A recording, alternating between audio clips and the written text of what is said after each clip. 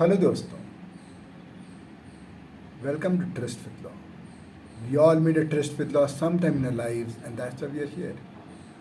दोस्तों, in this video we'll discuss a case on primary rule of interpretation, M.V. Joshi versus M.U. Shimpi. दोस्तों, it's a 1961 judgment by Supreme Court. इसमें हुआ ये था, the appellant was charged by जो food inspector for adulteration of butter. The due procedure was followed. एक sample test के लिए दिया गया, एक ओरिजिनल कंपनी के पास रखा, पैलेंट के पास रखा गया और एक फूड इंस्पेक्टर ने अपने पास रखा था. And finally it was found कि वो परमिसिबल स्टैंडर्ड के बियॉन्ड है उसके पास.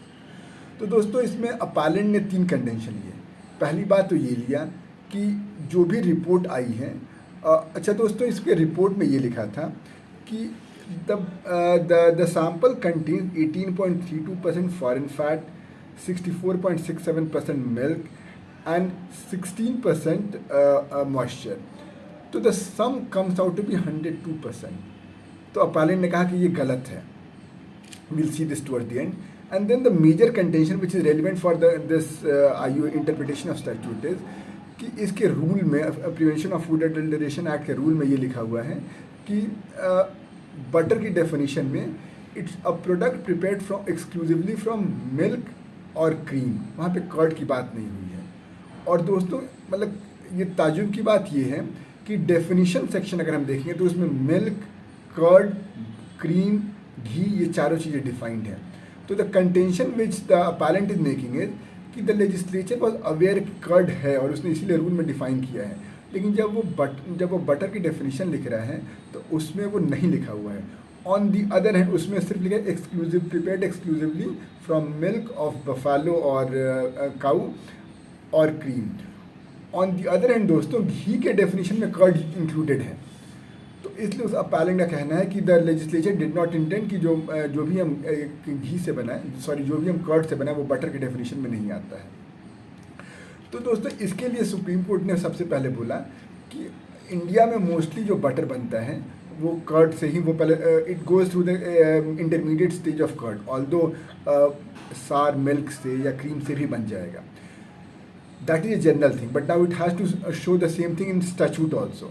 तो सुप्रीम कोर्ट ये कहता है कि पहले वो कंटेंशन घी में है, दैट डजेंट होल्ड ग्राउंड, क्योंकि घी की definition was introduce sometime later by the executive और उसको लगा हुआ कि बटर की डेफिनेशन में कर्ड ना होने से थोड़े कन्फ्यूजन हो रहे हैं. तो that is of no help.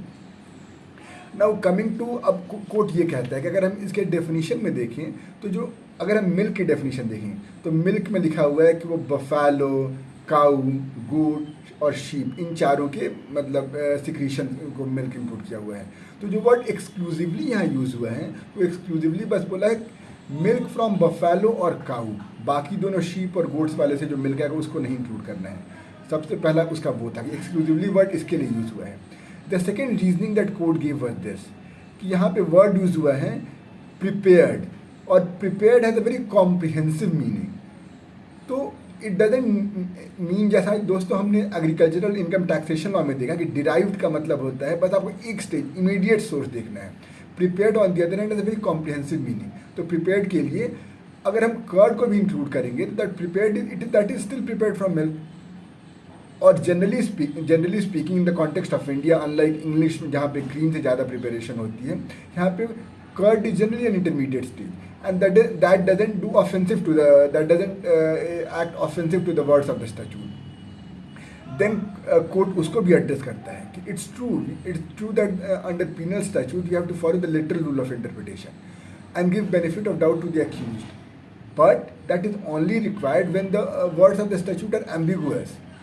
When the words of statute are clear and then interpretation is in line with the intention of the statute, तो हमें कुछ ज़्यादा लिबरल होने की ज़रूरत नहीं है एक्यूज के लिए.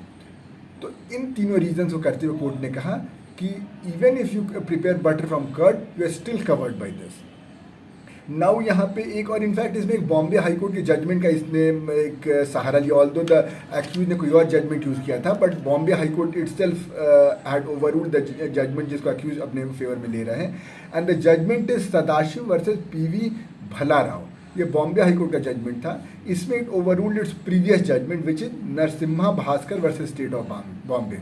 तो नरसिम्हा भास्कर का कंटेंशन एक्यूज ने लिया, बट देन कोर्ट से this judgement is already overruled by Sadashiv, और वहाँ पे वही कहा था कि बटर प्रिपेयर फ्रॉम दही is also covered under the statute. अब दोस्तों यहाँ पे कोर्ट ने ये कहा है कि एक डीमिंग फिक्शन यहाँ क्रिएट हुई है।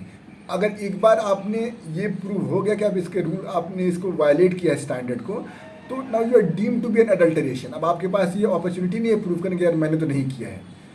और यहाँ पे जो coming to the first contention कि 102% सम आ गया कोर्ट से, कि जहाँ पे वो लिखा हुआ है कि 18.57% फॉरेन फैट था, इट ओनली मेंट कि जो फैट का जो टोटल कंटेंट है उसमें 18.57% फॉरेन फैट है। तो जो आप उसको अल्जेब्रिकली ऐड करके बोले को 102% है, वो गलत है। तो ऑन दिस बेसिस कोर्ट से कि यू कैन नॉट प्रूव कि वो उसने जो एनालिसिस किया वो गलत है। और दूसरी बात तो इंटरप्रिटेशन ऑफ स्टैट्यूट से उसने बोला कि इसमें butter prepared from curd is also covered. तो इसलिए द अपैरेंट वाज हेल्ड मतलब कि गिल्टी, ऑल्दो उसको उतना पनिशमेंट नहीं मिला बिकॉज कोर्ट से बॉम्बे हाई कोर्ट के जजमेंट में थोड़ा कन्फ्यूजन था। सो देयरफॉर आप सिर्फ फाइन पे कर दीजिए। तो दोस्तों ये था हमारा case MV Joshi versus MV Shimpi on primary rule of interpretation. I hope आपको समझ में आया होगा। कोई दिक्कत कोई परेशानी कमेंट सेक्शन में ज़रूर बताइएगा। मिलते हैं एक नए वीडियो में एक नए केस के साथ। Till then let's continue with law. Bye bye.